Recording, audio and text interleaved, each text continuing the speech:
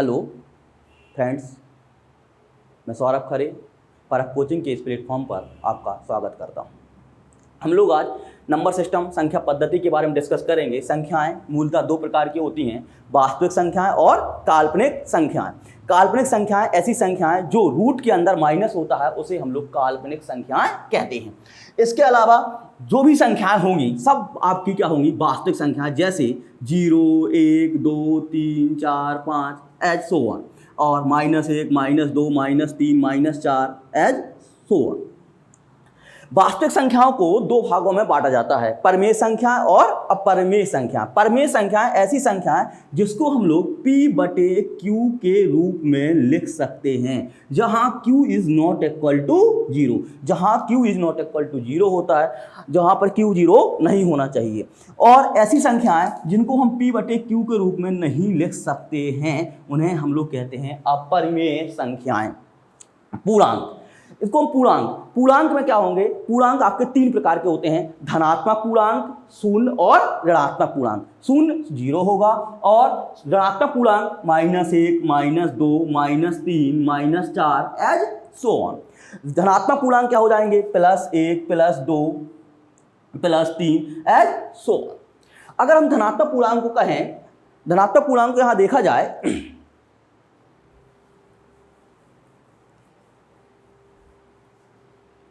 तो धनात्मक पूर्णांक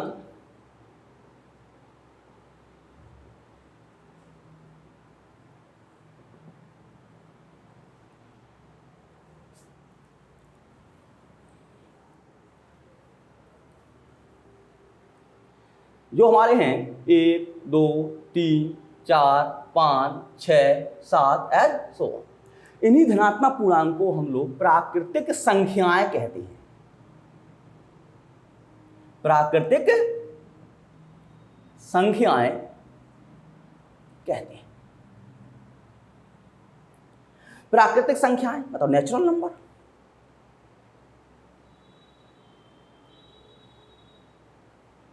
होते हैं प्राकृतिक संख्याएं नेचुरल नंबर होते हैं। प्राकृतिक संख्याओं में यदि 0 को और ऐड कर दिया जाए, प्राकृतिक संख्याओं में यदि 0 को और ऐड कर दिया जाए तो हमारी संख्या प्राप्त होती पूर्ण संख्याएं।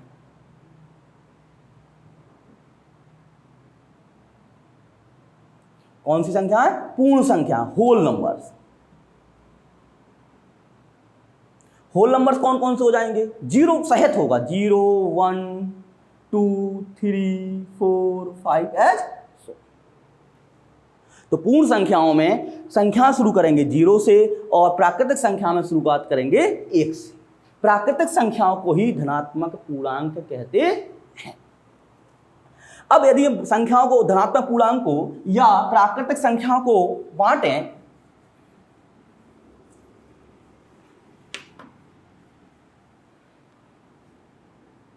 प्राकृतिक संख्याएं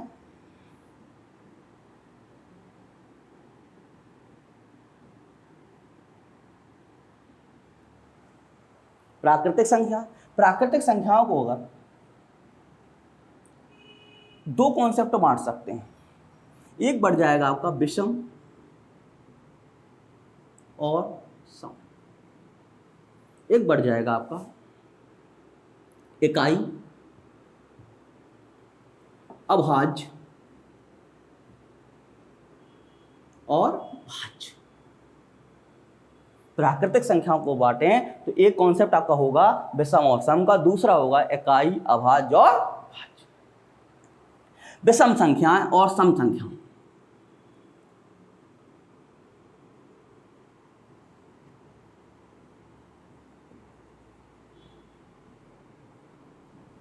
और सम संख्या।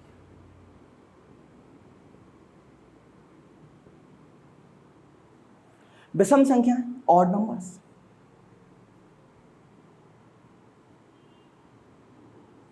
ऐसी संख्याएं जिसमें 2 का पूर्णतः भाग नहीं जाता है।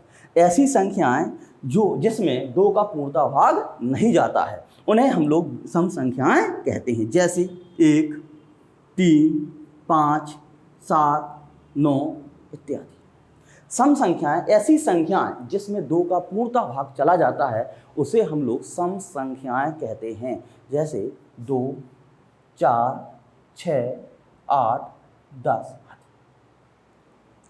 दूसरे कॉन्सेप्ट की बात करें हम लोग तो उसमें इकाई, अभाज्य और भाज्य बहुत मोस्ट इंपोर्टेंट है। यहां से क्वेश्चन पूछा जाता है कि एक इकाई संख्या है भाज्य की अभाज्य। तो यहां पे 3 कॉन्सेप्ट अगर हम देखें, इकाई, यूनिट, अभाज्य और भाज्य, प्राइम और कंपोजिट।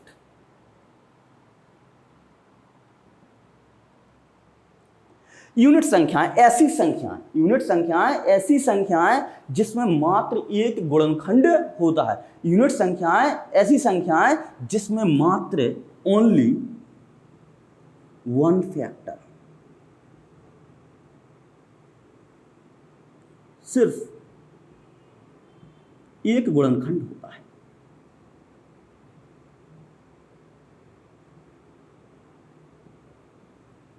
वह सिर्फ प्रकृति में एक ही संख्या है, वो कौन है? एक। वह कौन सी है? एक। यूनिट संख्या, unit digit, only one factor, इसमें कैसा होता है? सिर्फ एक गुणनखंड होता है, उसे कहते हैं इकाई संख्या। अभाज्य संख्या, prime number, only two factors, only two factor, सिर्फ दो गुणनखंड होते हैं।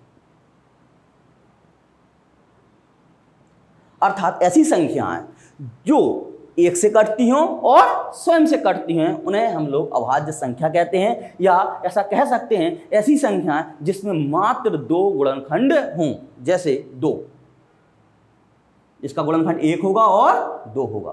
3, इसका गुणनखंड 1 होगा और 3 होगा। 5, इसका गुणनखंड 1 होगा और 5 होगा। भाज्य संख्या, मोर देन 2 फैक्टर्स, मोर देन 2 फैक्टर्स, ऐसी संख्याएं जिसमें 2 से ज्यादा गुणनखंड हों, ऐसी संख्याएं जिसमें 2 से ज्यादा गुणनखंड हों, जैसे 4, 1 से भी डिविजिबल है, 2 से भी डिविजिबल है और 4 से भी। 6, 1 से भी डिविजिबल है, 1 से भी विभाज्य है, 2 से भी विभाज्य है, 3 से भी विभाज्य है और 6 से विभाज्य। More than 2 factor, more than 2 factor, ऐसी संख्याएं जिसमें 2 से ज्यादा गुणनखंड हों, उनको कहते हैं हम लोग कंपोजिट नंबर या भाज्य संख्याएं। तो इस बात में आप समझिए, प्राकृतिक संख्याएं जो थी, प्राकृतिक संख्याएं थी, इनको हम 2 कॉन्सेप्ट में पढ़ सकते हैं, विषम और सम, और दूसरा हो जाएगा इकाई, अभाज्य और भाज्य। व्यक्ति वही होता है, रिश्ते अलग अलग होते हैं। इस तरीके से समझिएगा। जैसे रामचंद्र जी भगवान थे, अगर उनको सीता के कॉन्सेप्ट में देखा जाए तो क्या होंगे? पति। और दशरथ जी के कॉन्सेप्ट में देखा जाए तो क्या होंगे? इनके पुत्र। तो संख्या वही है, संख्या क्या है? वही है। लेकिन विषम और सम के कॉन्सेप्ट में अगर देखा जाए, विषम और सम के कॉन्सेप्ट में देखा जाए तो विषम संख्याएं ऐसी संख्या जिसमें 2 का भाग पूर्णतः नहीं जाता है, विषम संख्या कहलाती हैं। जैसे 1, 3, 5, 7, 9। सम संख्या जिसमें 2 का भाग पूर्णतः चला जाए, कंप्लीटली डिविजिबल बाई 2, 2, 4, 6, 8 और 10। दूसरे कॉन्सेप्ट देखा, संख्या यही है। अब अगर इनको हम कॉन्सेप्ट देखते हैं, इकाई, अभाज्य और भाज्य, तो इकाई संख्या ऐसी संख्या जिसमें मात्र एक गुणनखंड होता है, ओनली वन फैक्टर होता है, उसे कहते हैं इकाई संख्या। अभाज्य संख्या ओनली 2 फैक्टर, मात्र 2 गुणनखंड हो, उसे कहते हैं अभाज्य संख्या। भाज्य संख्या कंपोजिट नंबर मोर देन 2 फैक्टर्स, 2 से ज्यादा गुणनखंड होंगे तो उसे कहेंगे भाज्य संख्या। यहां से इंपोर्टेंट क्वेश्चन बनता है कि एक क्या है? एक क्या होगी? इकाई संख्या। एक क्या होगी आपकी? इकाई संख्या। दूसरा बनता है मात्र 2 एक ऐसी सम संख्या है, मात्र 2 एक ऐसी सम संख्या है जो कैसी है? अभाज्य। प्रथम अभाज्य संख्या क्या होती है? 2। प्रथम भाज्य संख्या कौन सी होगी? 4। इसके बाद हम पढ़ते हैं सह अभाज्य संख्या। इसके बाद हम लोग पढ़ते हैं सह अभाज्य संख्याएं।